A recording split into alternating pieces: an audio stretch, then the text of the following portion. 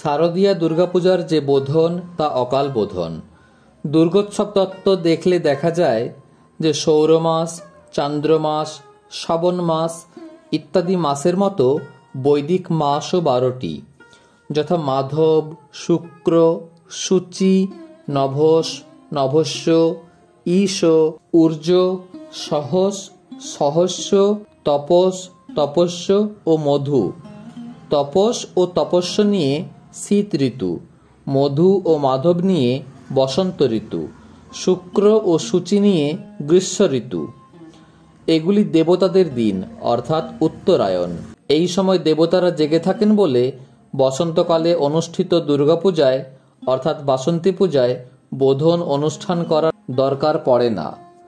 নভস ও নভস্য হল বর্ষা ঋতু, ঈশ ও ঊর্জ হল শরৎ ঋতু এবং সহস ও সহস্র হল হেমন্ত ঋতু।